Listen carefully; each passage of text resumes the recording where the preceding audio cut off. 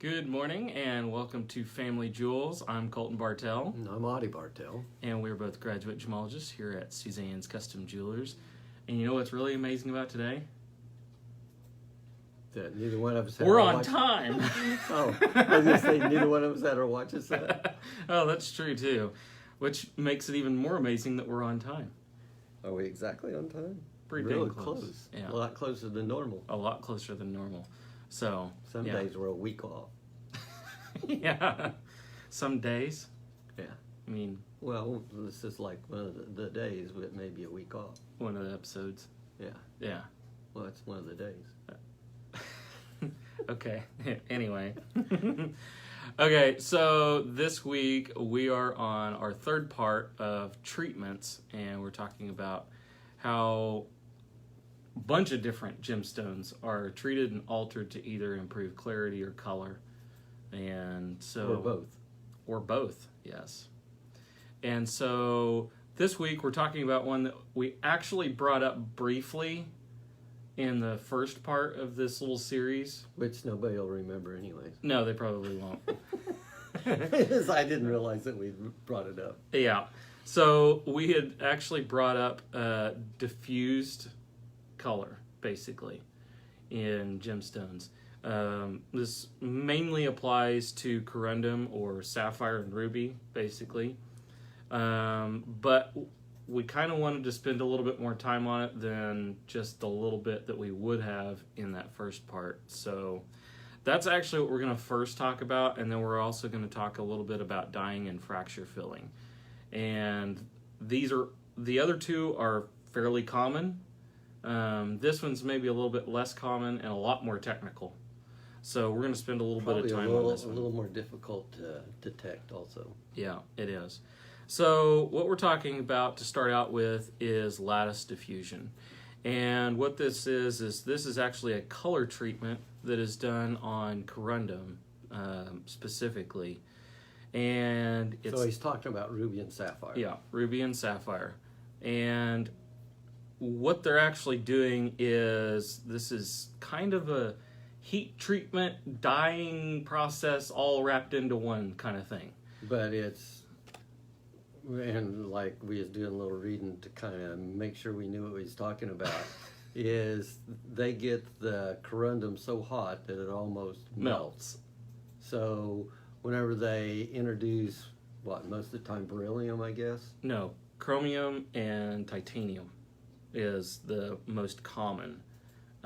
They've started doing beryllium, and it does a wide range of colors, but as far as the blue goes, which is the most common one to be diffused, it's the chromium and titanium, which I had always thought that it was the beryllium too, but now after kind of brushing up on this a little bit, we're seeing that, yeah, it's actually more the titanium and the chromium.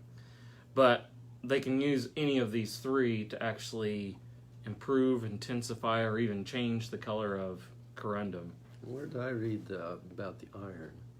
I thought there was iron also in there. Oh yeah, with iron, titanium oxides to create blue stones. Yeah, Chromium creates the red stones. yeah, So the blue is going to be iron and titanium yeah, oxides.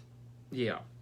And so what they're actually doing is they're taking already faceted stones, which this is a little different than the heat treatment, because the heat treatment is typically as soon as the stones are mined, they're Cooked. Yeah, they stick them in an oven and cook them. Well, and again, like we was talking about before, that oven can be pretty crude. Yeah, it can. It can even be like clay pots and a box of matches almost. And a blowpipe. Yeah, on a blowpipe, yeah. So with this process, it's a lot more technical. Definitely has to have a lot more control. And with this, we're actually, like I said, heating it to about 3,700 degrees, which is the melting temperature of corundum, and introducing these other elements to basically penetrate the surface of the stone. So they're almost basically melting the surface of the stone and then introducing these other elements in there. No, there's that ticket on the... So with this, we can kind of show you some pictures here. It doesn't go all the way through the stone. It's just going into the surface. But that's actually a pretty thick layer of. It really is. It can go up to a 0.5 millimeter in, which is pretty amazing. So whenever they do this, they're getting this really, really hot. It does distort the surface of the stone a little bit, so they do have to be repolished. But the improvement of the color is just incredible. We've got some of these, like we can show you kind of before, during, and after kind of thing here. So this is kind of what they're starting out with, basically a near colorless or colorless sapphire. After the lattice diffusion treatment, you get the nice color, but you have these like burned facets. You can see they're kind of grainy looking, and so they go back and repolish the stone and end up with a really, really nice vibrant blue that is a lot more desirable. And why they do this is they don't want to end up with the colorless. Right. And they've already tried to cook the colorless and nothing happened. Yep. So then they go to this. This is that last resort kind of thing. Yeah. And so it's less expensive. Yep. It's less expensive. I think we have one piece in the store that's a blue sapphire, and if I remember right, it's like 1/5 of the price of natural, if not less than that. Yeah, I've kind of forgotten. In fact, I've forgotten so much, I'm not sure I know where it's at. I know where it's at. Oh, okay, yeah. That's good. So with these blue stones and with some of these treatments, they're actually fairly easy for us to detect. The most common thing is seeing color zoning restricted to facets and facet junctions. So where facets meet on the stone, you'll actually see color concentrations, because what they're doing is you have this overall color that's being applied to the stone, and when they go back and repolish those facets, they're not really taking much off of those facet junctions, so the color concentration's a little thicker. And so, like we can see in these beryllium diffused rubies, you can actually see the edges of those facets show up a little bit better. Is this what you showed them here? Yeah.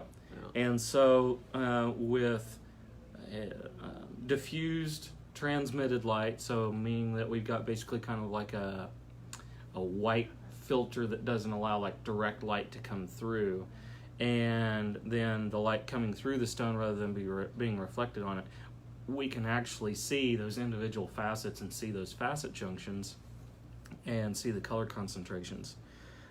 Some of them can be a little bit more difficult, like we can see this pink orange beryllium diffused sapphire here.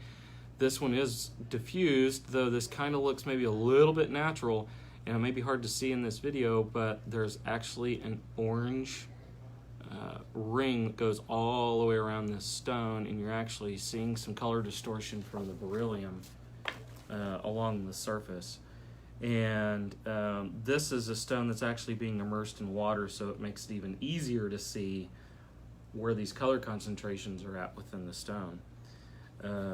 It is kind of crazy that, also during this process, they can create asterism, which is creating a star. Yeah, because they use the titanium. Yeah. Then they end up with the silk. Yeah. So recrystallizes.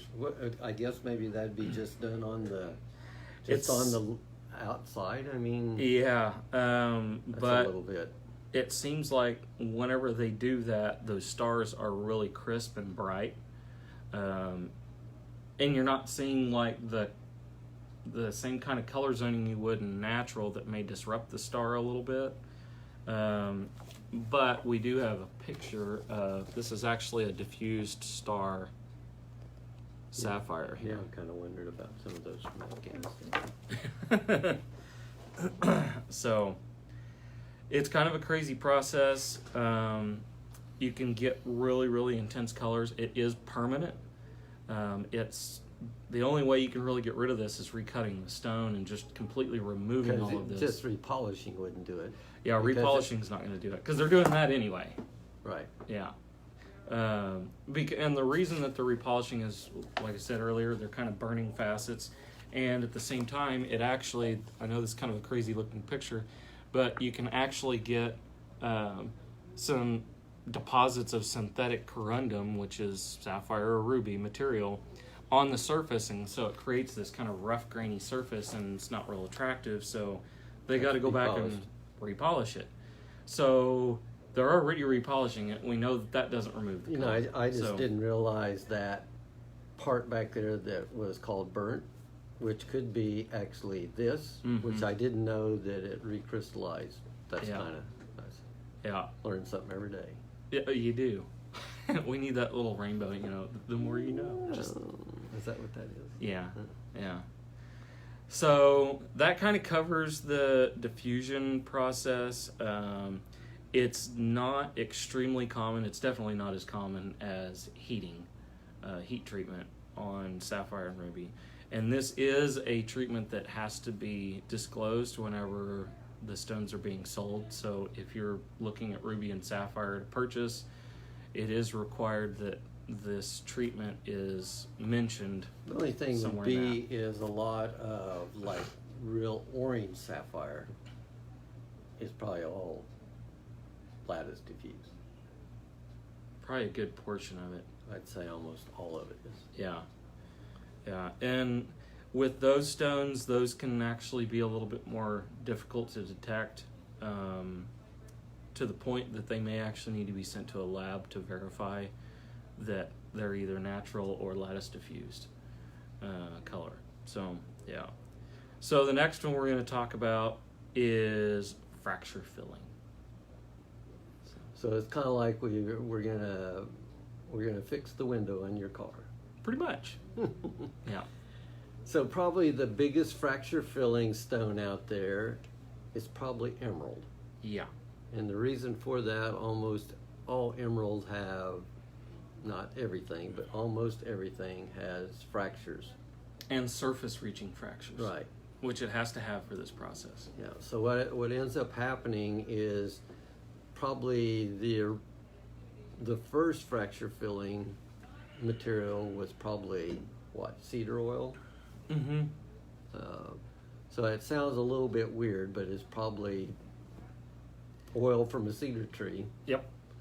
And what they do, they try to get a filler that is somewhat permanent, I guess, and then it's got to be close to the similar RI, because most of the time this is, and then it's got to be colorless. Yeah. You don't want to impart like a yellow or gray or something like that to it. But what they end up doing is that oil is applied to the stone, and I don't know how long they gotta let it set or whatever. And I don't know if they put it on and just wipe it off. I don't know the oiling process. I think it kind of varies a little bit, depending on the types that they're using. But you can use epoxies. You can use glass, like high lead glass for this. Yeah, and the resins. What was the one resin that? Opticon. Opticon, yeah. Yeah, is a fairly common one that's used on emeralds. And normally, especially on emeralds, what they'll do is if you have an emerald that has no fracture filling or has no fillers, no oil or whatever, that's kind of like the no heat ruby and sapphire. Yeah. It gets very expensive. Yeah. So a lot of times on an emerald appraisal, they'll actually list how much filler there is. Yeah. So a lot of times when these stones are getting certified, they actually remove all the fillers, grade them based on what the stone naturally is, and then replace all the fillers. Well, and I'm going to say, especially on the oils, they do that. Now, the other problem gets to be is some of those resins like Opticon and stuff. Some of that is difficult to remove. I guess there are some that say they can remove it and put it back in, but yeah. So we're going to show you kind of an example of a side-by-side here of an emerald before and after the oiling process. So this is the before picture. You can see all the visible fractures and everything. And then just applying oil, how much cleaner that stone is. And so this is a fairly common practice with emeralds, but it's not specific to just emeralds.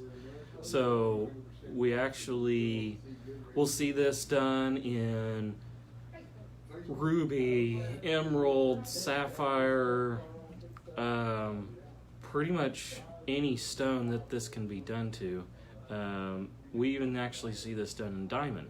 We see fracture filling done in diamond, and along with some other treatments that we'll talk about whenever we talk about diamond treatment, that these polymers and these glasses and hardeners and epoxies and all this other stuff that can be injected in there to kind of clear up the stone. We'll kind of show you what they do in diamond, but specifically right now we're just talking about the colored stones, and the oiling on emeralds and then glass filling on rubies and sapphires has become pretty prominent. The big problem with this process is that there have been some people taking this to an extreme. And so several years ago now, we started seeing rubies coming into the market called glass filled. And the initial impression was that maybe they were rubies that just had some surface reaching fractures, that they were using a high lead glass to fill in those fractures, but in fact it ended up being that there was more glass than there was ruby. Yeah, it's and almost so, like they filled in the glass with ruby. Yeah. But to take it even further, how would you take it? To take it even further, I don't know what I said there. To take it even further, they are actually carving this stuff afterwards to give it the appearance of being natural rough. I don't know why. I mean, well, I do know why. They're trying to fool people. But it's not right. It's fairly easy to detect. The problem gets to be with a lot of things, especially in color, is somebody comes up with this brilliant idea, and then they don't tell anybody. So they get away with it for a while until somebody figures it out. Yeah. So it's getting better, probably because of GIA and some other labs or whatever, but well, and jewelers that know what they're supposed to be looking for. If they're inspecting stones and then they come across something that just doesn't look right, and they do a little more digging, and then they find out that, hey, this isn't natural, then it starts to have kind of a backlash thing throughout the whole process. But a lot of that is somebody goes, just like the one that we had come up where they were diamond coating the CZ. Yeah, which that's a whole nother That's issue. kind of a treatment. That's just a fake stone. What? It's not even a treatment. You're taking a synthetic stone and covering it with something else synthetic, and then calling it something natural. That's not a treatment. That's just a flat out lie. And that's basically what this glass filled ruby is. It's a flat out lie, because they're actually taking, I've even seen and read about where they were actually taking, grind it up, basically opaque ruby that had no business being in the jewelry business, grinding it up into almost a powder, just, maybe more like sand, I guess, and then mixing it in with high lead glass and then faceting it afterwards. It's like they were just dumping it on a cookie sheet, let it cool, and then, okay, Joe, go cut it, and we're going to sell this stuff as natural. Yeah. And they were doing that, and it actually made it into some very big box stores in their jewelry collections, and they were sold as natural ruby. Yeah. One of which did make it right. And we're not going to mention any names, but a few years ago at Christmas, this was a big deal because two big stores sold a lot of this stuff as natural ruby. Only one actually made it right and came out and said, hey, we didn't know it was sold to us as natural. We didn't have anybody check it. It was all glass filled. Well, they might have had somebody check it, but they didn't. They didn't know what to look for. Yeah. And actually, if if you even have an idea what to look for, this stuff is really easy to spot. You have to have a little bit of magnification, but if you have some magnification in any light at all, they're pretty easy to spot. And they are worth nothing. I've actually seen somebody had taken pictures at the Tucson show, Gem and Mineral show, where there was some guy that had a whole bucket of this stuff, and it was 99 cents a carat for glass-filled ruby, because it's essentially... That may have been us, because in that, what we saw was basically $1 a carat for that glass-filled ruby.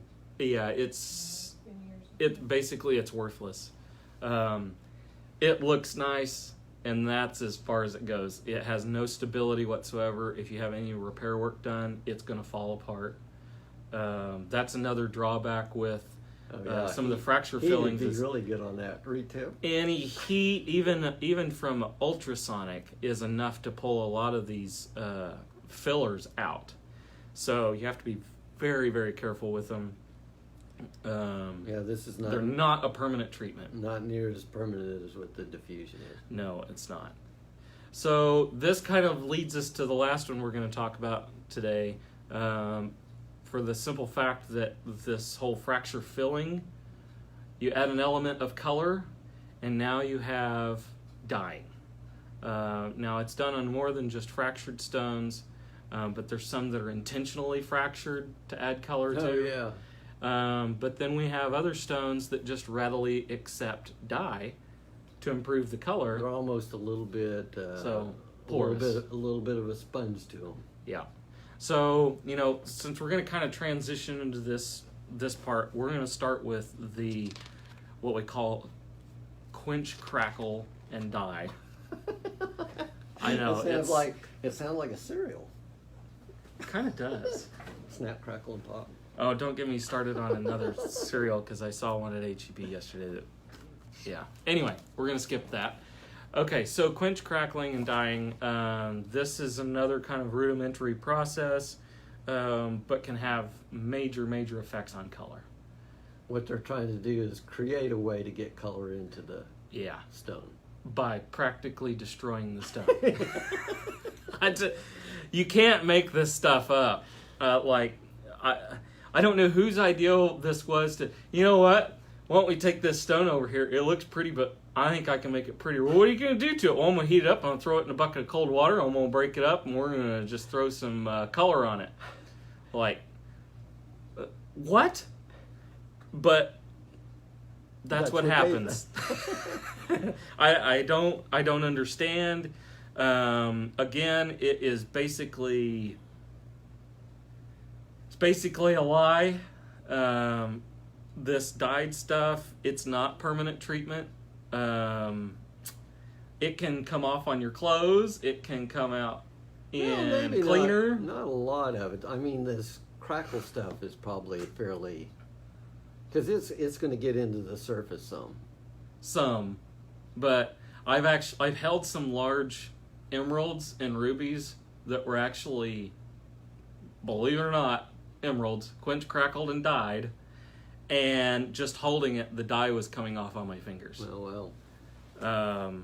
And they had been sold as natural, which I don't know how you would buy them as natural, because, for one, I mean, they're huge, and they had no transparency to them at all, and the color was coming off in the box. Well, maybe they had a new box whenever they was buying it. I guess so, but I think they could have done just as good a job with a Sharpie. That may be a possibility. No. We made CZs into rubies and emeralds. We can see how permanent that is. Yeah. A little water and a toothbrush. Okay, so quench, crackling, and dyeing. Probably the most common stone that this is done to is colorless quartz. And they're going to change it into whatever color they want. But we also see this done with synthetic ruby and sapphire, where basically they didn't maybe get the color that they wanted. Well, that, or they almost try to make it look like natural. Yeah. They're trying to disguise the synthetic. Give it some inclusions. Yeah. I'm telling you, you can't make this up. People are just, yeah. They're trying to take you on some of this stuff, and so that's why we're here to catch it. So this is a before and after. You can see there wasn't a whole lot of difference here, but this was the stone before, and this is actually diffused light that's diffused and transmitted light that's going through the stone. You can see all the little bitty hairline fractures that are on there, and then a purple dye was applied to give it more of the amethyst color, and this was on quartz. But they started out with colorless there, right? No, this was just kind of a lighter, yeah. Oh, I thought they started with a colorless one. Yeah, no, it looks like it was one that it just had a little bit lighter color and they wanted to intensify it. But most of the time they're going to do this with colorless, which colorless quartz is fairly inexpensive.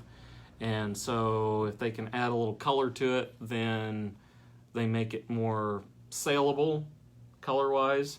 And you're not really going to get that much more for it, but maybe a little bit. But the other one is, like we were talking about, is the synthetic ruby and sapphire that may be quench, crackled, and dyed. So here you actually have a quench, crackled, and dyed stone, and this is under magnification. And to make matters worse, they actually heated this stone, packed with borax, so that when the borax melted, it went down into the little fractures, kind of healed them a little bit, and gave it the appearance of natural fingerprint inclusions. And that's quartz. Yep. Now, this is actually quench, crackled, and dyed quartz beads. That looks like ruby. Yeah. So, yeah. we don't run into this much. Well, we actively stay away from it, too. Right. So, but I mean, as far as somebody bringing it in. yeah, we don't see a lot of it. You know, with stuff like this, I think you're going to see a lot of this more in costume jewelry.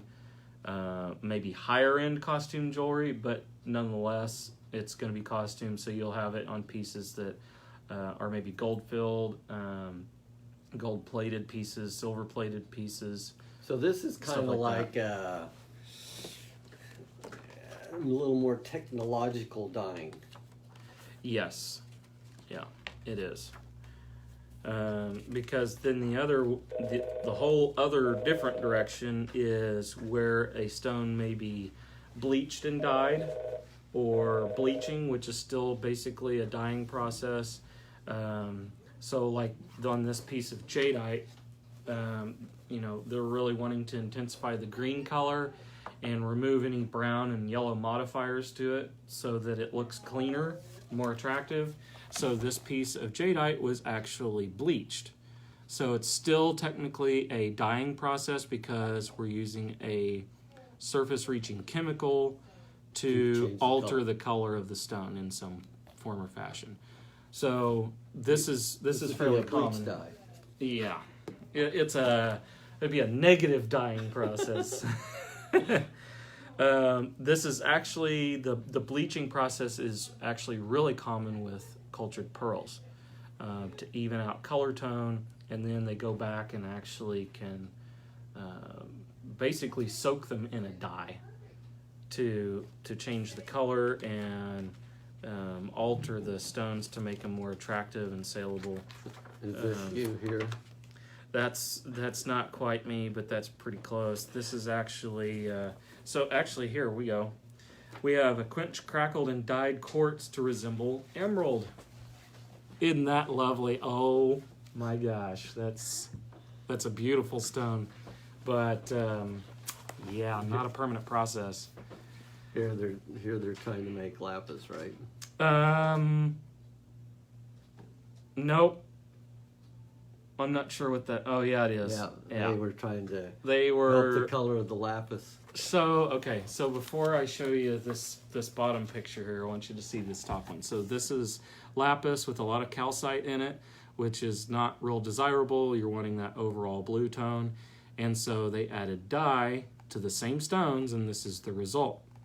So what happens when you add a little bit of acetone? It comes off on your fingers. Yeah, not cool. The dyeing is just not near as permanent as some of the other. It's essentially Color playing with process. markers. It's not much more complicated than that. The pearl is pretty permanent. Yeah. And it's because the pearl, like we was talking about, is a little more sponge oriented or whatever. It's has a little more porosity to it, so Yeah. it'll actually, I guess, they soak in. Yeah. But like back in before the freshwater pearls got popular, you would see strands of black cultured pearls. Well, I was always told that a black cultured pearl, if you had a real one, the oyster was sick to create the black. Almost all the saltwater koi pearls are white or in the white body color or whatever. Now there is a black-lipped oyster that can produce the blacks and grays. But it's not a koi. No, it's not. That'd be It's a South Sea Yeah. oyster. Yeah. So any of those that you're seeing, if they're freshwater especially, So if they got a white lip, it's going to be a white pearl. If it's a black lip, it's a black pearl. yeah. Yeah. Haven't run into any of those red-lipped ones I though. haven't even seen a lip. Yeah. So if you're seeing red pearls, It's night. bright blue, You can see Pink. some of these that are going to have color to them Yeah. in the freshwater. yeah. And that are natural colors. But you also got a possibility that some of those are dyed. Yeah. Yeah. Especially you get into some of those that are like the chocolate browns and stuff like that. The really unusual colors, yeah, they're going to be dyed. So, definitely not a permanent process. Well, on the pearls, it's pretty permanent. Yeah, on the pearls it's pretty permanent, but we're also they're not being cleaned and they're not going through the same kind of Yeah. elements, I guess, We're as not what... going to throw a strand of pearls in the ultrasound. No, even if they're not Yeah. dyed, we're not going to do that. But even like black onyx, or what we call black onyx in the trade, almost all of that is actually dyed chalcedony, which still same material, but they're dyeing it to And that's always out color one of those deals where, we've gotten to the point where if it's black, it's called onyx, but actually onyx is alternating layers of black and white. right. But I guess the black was more important than the white, so we just called it I guess the black onyx. I guess. Yeah. The only other thing that we really haven't covered is some of the coatings and then the sugar and smoke treatments that are primarily just opals. The coatings, we can go over those real quick. One of those that you'll see pretty often, especially in like class rings and stuff like that, is a foil backing. And it's basically done on just synthetic stones. This is not real common for natural stones. Makes them brighter. Yeah. Because it's almost like that one is almost like making a red mirror. Yeah. So Yeah. what they're doing is it's foil, so it's real shiny on one side and opaque on the other side. So whatever light comes in is reflected off of that real shiny part. Yeah. The other coatings are going to be of gold and titanium, like what's on here. If you've ever heard or seen Mystic Topaz, it's going to have either a titanium or gold coating on it. And it's an extremely thin layer, but those metals are actually transparent. If it's thin enough. If it's thin enough. And so it gives this iridescence to it. It is a coating. It's not permanent. It can come off with heat. If it's scratched, it can come off. So generally these coatings on a lot of these, they may be applied to the whole stone, but really what's taking effect is what's on the pavilion or the underside of the stone.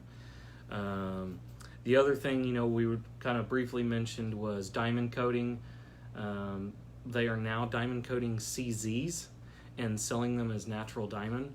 So be well aware of that if you guys are out there shopping for it's that. kind of, how would you say this? They don't make it clear what it is. But some are blatantly, like, we are part of a Facebook group of Just Jewelers, and this has been kind of a hot subject for a while now because we've had several jewelers within this group that's had, and they've now sent the stones to GIA to get these certified and find out what they are for sure. And they are actually CZs coated in basically CVD, which is carbon vapor deposition diamond. And they are actually, the customers have shown them where they bought the stones, and they are being sold as natural diamond, and they're not. They will fool a diamond tester because the surface is diamond, but they are CZ. So if the stone is chipped or something like that, it can cause that coating to kind of come off a little bit. But the other thing is they have a weird look to them. Yeah, I'm going to say they look a little strange. 'Cause we actually had one come in, I guess. Yeah, and it was actually sold as natural diamond. Oh, no, it was sold as synthetic diamond. But it wasn't even that. It was synthetic. It was CZ coated in synthetic diamond. Mm-hmm. So, yeah. But, you know, They were partly right. Yeah. A very thin part. Yeah, it was about as thin as that coating. But this is why we offer you guys these videos. This is why we like doing this, because we want you to be educated whenever you're shopping for jewelry, whether you're buying from us or somewhere else. We know we have a lot of viewers from all over the country and also in other countries. And so we just want you guys to have that knowledge that whenever you're going out there and shopping for this stuff, you're aware of what's out there and what to watch for, because there's a lot of stuff that gets by a lot of people, especially if they aren't up to date on their education or haven't had an education in gemology and stuff like that, and they're basically just selling whatever their suppliers are sending them, because some of these suppliers are getting fooled a little bit too, and it's unfortunate, but that's why we're here to kind of catch some of this stuff as it comes through and prevent it from going any further. But definitely with diamonds, especially if you're shopping online for them, just be extremely cautious, because I can't tell you how many times people have actually been fully satisfied with buying a stone online, because there's almost always something wrong with it. Some cases it's been minor, others it's been like this, where they were sold a diamond, but it was actually diamond coated CZ. If basically you can go by that rule of thumb, if it looks too good to be true, it is. It's just too much of a controlled market to allow some of that stuff to get Did you through. say that right? If it's too good to be true, it is? Yeah, If it's too good to be true, it's probably not true. that's what I'm saying. Okay. Yes. A note So- from our... Yeah.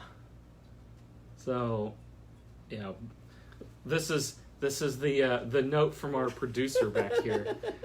You know, as far as the internet shopping goes, and this is very true, that, you know, diamond dealers and even us, we don't buy any of these stones sight unseen.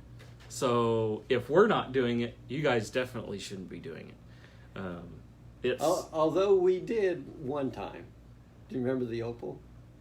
yeah. Okay, so we had polished an Ethiopian opal that we bought. We saw it.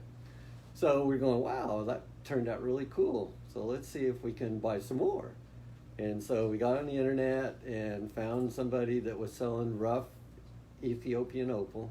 Mm-hmm. And we found this piece that we thought had really good possibilities. And when we got it, the only reason that we know we got the stone that we bought is it had the same shape. Yeah. Had no color. Yeah. I mean, it was just... It's amazing what you can do with some interesting lighting and editing. Yeah. So you can't base everything on a picture, and a lot of times the pictures that are being represented online aren't the pictures of the actual stone, too. The other thing to keep in mind, especially with colored stones, every monitor is going to show color differently. But there is a lot of misrepresentation. Apparently they had a better monitor than we did. Yeah. This is very true. So anyway, the last one that we were going to talk about real quick, and especially now that you bring up the opals, is the smoke treatment.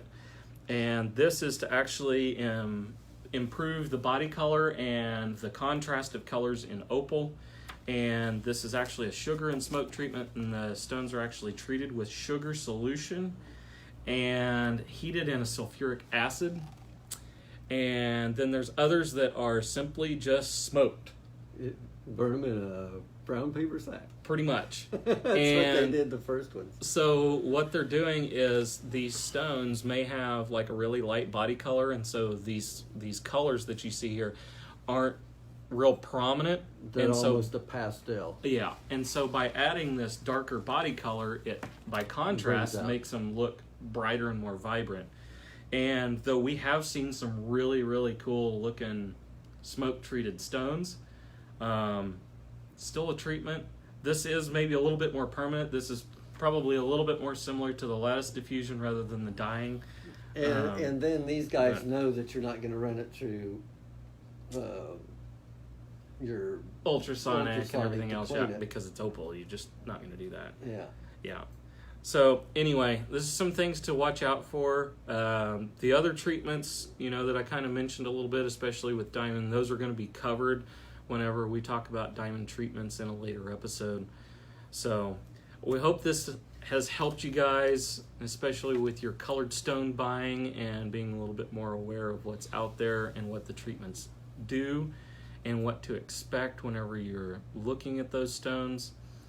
And basically any of these treatments, doesn't matter what it is and what it's on, it's going to improve clarity and color, one of each or both, and it's also going to bring the price down from something that is natural of the same quality that you see after treatment.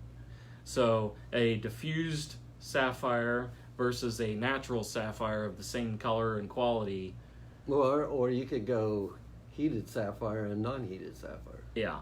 Any of these treatments, so I guess it's going to be a significant price difference versus something that is in its natural state already that clean and that colorful. So, yes. That kind of wraps up our little series here on treatments. So if you guys Wasn't that fun? Yeah. So if you guys have any other questions, or you'd like to see some examples or learn a little bit more about some of these other treatments firsthand, you can always stop by here at our store. We are located at 4226 South Alameda here in the Town and Country Shopping Center in Corpus Christi, Texas. You can call us at 361-991-7565. You can visit us online at suzannes-jewelers.com. Right here on Facebook, be sure to check out our Instagram, and if you like this video, be sure to give it a thumbs up, share it with some of your friends, and go to our YouTube channel and hit the subscribe button. And don't forget to hit the little bell. You'll get notifications whenever we post new videos. Bell. Yes. So that's it for our episode today. We will see you guys next week on Family Jewels. Thank you. you. Bye.